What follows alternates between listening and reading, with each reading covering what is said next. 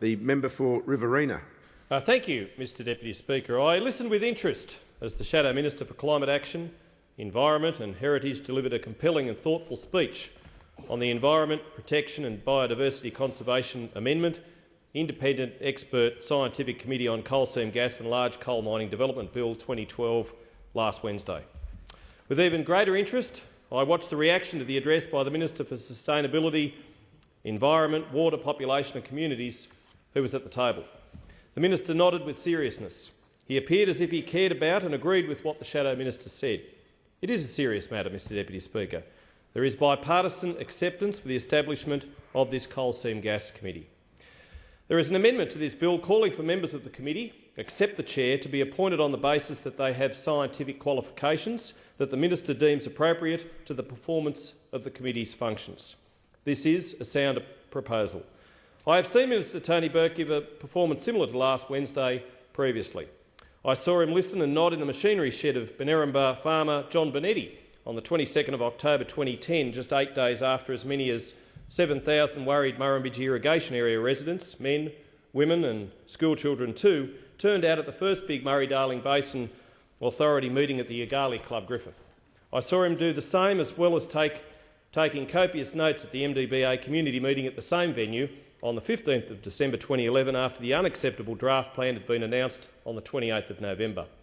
This time, 12,000 people turned up, including the MDBA Chairman Craig Knowles and the opposition leader. The reception the Minister and the MDBA received was vastly different to that afforded Tony Abbott. The MDBA obviously did not take heed of what was said that day, as only yesterday the states learned that the authority is pressing ahead with its intention to strip 2750 gigalitres of productive surface water from our farmers. That is a big number, Mr Deputy Speaker. It is an especially high figure for farmers affected by both the Basin Plan and the contentious coal seam gas issue. But we probably already could and should have guessed that the revised draft Basin Plan number would be 2750 gigalitres, or equivalent to 5 Sydney harbours. We should have figured it out when the Treasurer, who neither knows the first thing about farming or agribusiness and worse does not care, announced in his 8 May budget that $941 million of Murray-Darling Basin infrastructure money had been deferred to 2015-16. We should have realised it when money for buybacks was still very much left on the table. The unacceptable 8th of October 2010 Basin Guide, which became the unacceptable draft, has now morphed into the unacceptable revised draft, which has been put to the states. I hope New South Wales and Victoria reject it out of hand for the disgrace that it is, Mr Deputy Speaker, for the contempt it has shown regional people who have put down tools, closed the doors of their businesses and stopped their tractors to attend community information meetings. New South Wales Primary Industries Minister Katrina Hodgkinson has already rightly labelled the revised draft an insult to all. The independent member for New England yesterday queried the 12,000 attendants at that 15th of December water rally at Griffith.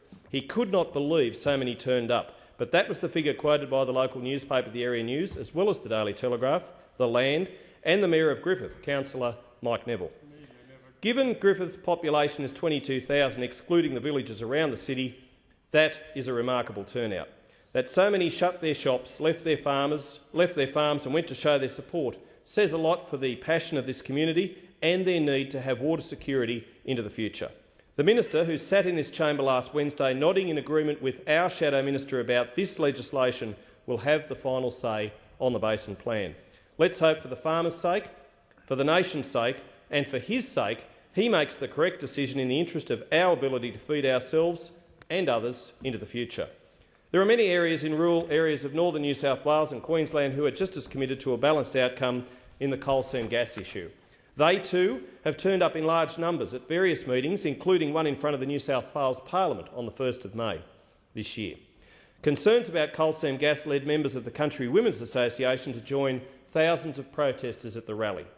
New South Wales CWA President Elaine Armstrong from Owra, near Wagga Wagga in my Riverina electorate, said the issues surrounding coal seam gas mining were so important that they had inspired the group to march on Sydney for the first time in its 90-year history. This bill also has an important water component, one which must be put as the highest priority in any consideration about any coal development for the long-term sustainability of prime agricultural land and the environment. The Independent Expert Scientific Committee's role will be to provide scientific advice to governments on relevant coal seam gas and large coal mining projects, and to commission and fund water resource assessments for priority regions. In recent years, there has been much public debate around coal seam gas operations and the effect they have on the environment, with groundwater resources being a chief concern. The Federal Coalition's position is a balanced approach for a coal seam gas industry, which has taken off with support by state authorities, whilst acknowledging that it is imperative to ensure Australian food security and fair rights for landholders. Issues pertaining to water table preservation and the protection and the integrity of aquifers must be addressed. The Environment and Water Minister has appointed an interim committee to give advice on coal seam gas and large mining, awaiting its formal establishment by this bill. One sincerely hopes the committee does a far better job than the highly paid members of the independent authority who failed to achieve a Murray-Darling Basin plan with a triple bottom line. Ask anyone in Griffith, Colliambley, Leeton, Deniliquin or Shepparton today what they think of the MDBA, and I'm sure you'll get an angry response. The government has allocated $150 million to resource the activities of this coal seam gas committee.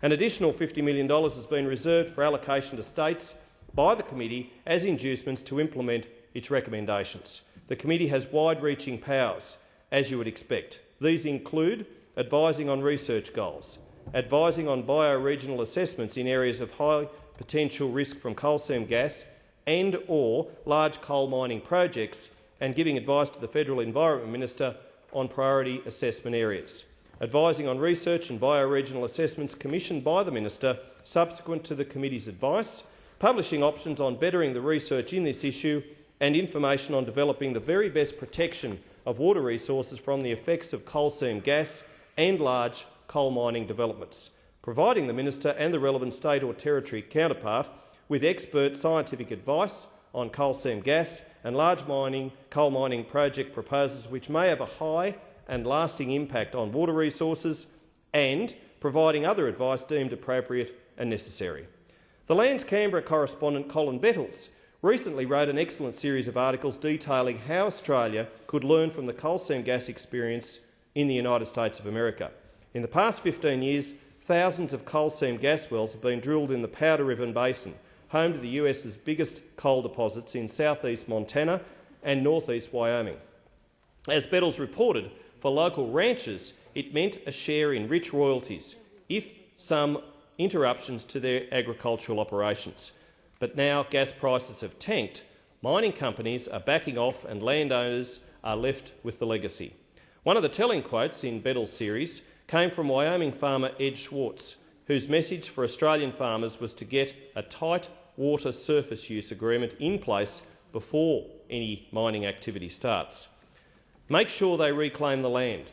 Make sure they put up a sufficient bond to protect the water wells, and don't let them dump this water on the ground, because if it's salty, like the water is here, it will kill the soil rather than improve it, Ed Schwartz said.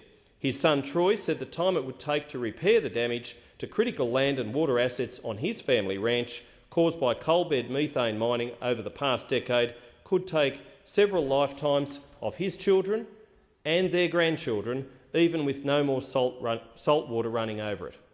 For many in Australia's coal seam gas regions, the horse is already well and truly bolted, Mr Deputy Speaker. However, this committee, if it undertakes the desired role, will certainly have an important part to play in ensuring environmental concerns are satisfactorily met on future developments. Given the amount of exploration and investment, the committee should indeed be busy. The economic benefits of the coal seam gas industry are being realised across Queensland now.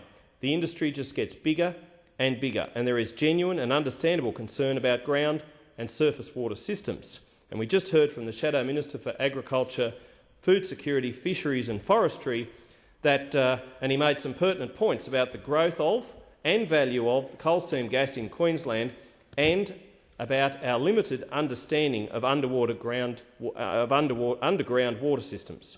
Coal seam gas development requires a comprehensive policy, Mr Deputy Speaker, which addresses the environmental, community and economic impacts of the industry.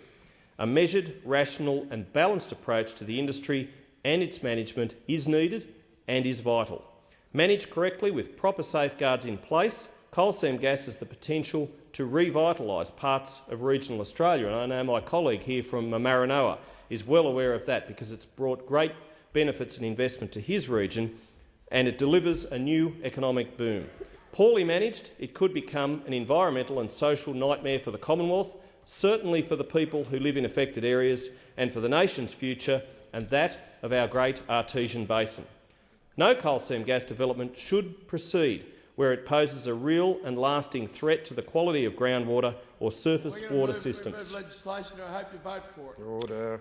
It must be crystal clear that no coal seam gas development should take place unless it is proven safe for the environment. Prime agricultural land is an increasingly important natural asset. It must be preserved and protected from activities which destroy its capacity to deliver food security, not only for Australia, but for a hungrier world, particularly in this Asia-Pacific region, for generations to come. Australia can play a key part in feeding the world as Asia booms. Global food security is sure to be among the top issues most likely to lead to serious international conflicts over the next decade. There is a widening gulf between world food supply and demand. Worldwide demand for food will escalate dramatically in the coming years as the world population hurdles towards and beyond 9 billion people, while limited resources of arable land and fresh water will become even more meagre. The Prime Minister has said in a groundbreaking speech to the Global Foundation Summit in Melbourne on the 3rd of May that Australia must be ready to act as the food bowl of Asia into the future and that we need to strengthen irrigation. I repeat, the Prime Minister said we need to strengthen irrigation. To do what the Prime Minister rightly says we need to do as a nation and supporter of the Asia-Pacific Rim, we must not enforce a man-made drought on our farmers through poor water policy decisions, and we must get this issue of coal seam gas right. Coal seam gas development must not be allowed to occur close to existing residential areas. People who have bought a home, their biggest lifetime investment, with a reasonable expectation of being away from mining operations, must not have their lives turned upside down by coal seam gas operations springing up on their doorstep. Landowners are entitled to satisfactory pecuniary returns sourced by a reason of access to their land. Remuneration for landowners should not be restricted to compensation. The regions which deliver much of their wealth from coal seam gas developments deserve to see a fair share of generated revenues reinvested in their communities. There is an opportunity to grow our nation and encourage a lasting legacy from finite coal seam gas developments. The environment must be protected, Mr Deputy Speaker, as do the economic development imperatives of regional Australia and the legitimate rights of landowners. Unless regional communities are engaged as partners and have something meaningful to gain from the development of the coal seam gas industry, they will not support it, let alone on their land. Why would they? Without winning widespread support from regional communities, coal seam gas development will not proceed. The need to earn a social licence is a reality with which the coal seam gas industry and governments must come to terms. State governments have primary responsibility for the approval and supervision of the coal seam gas industry, and the role and efforts of state governments in dealing with this issue is recognised. However, the stakes are so high for regional Australia that federal leadership is mandatory, something the Gillard government has lacked in so many areas, Mr Deputy Speaker, not just with coal seam gas. For regional Australians, it is acknowledged that coal seam gas presents both opportunities and threats. We must ensure the benefits of this emerging boom take into consideration the environment. That means finding a fair and necessary balance between the needs of mining companies, landowners and communities. Mr Deputy Speaker, meeting those needs and spreading the benefits will smooth the way to underwrite support for the industry and guarantee it delivers regional Australia and through it the nation a lasting legacy far beyond the 35-year life of a coal seam gas well. Thank you, Mr Deputy Speaker.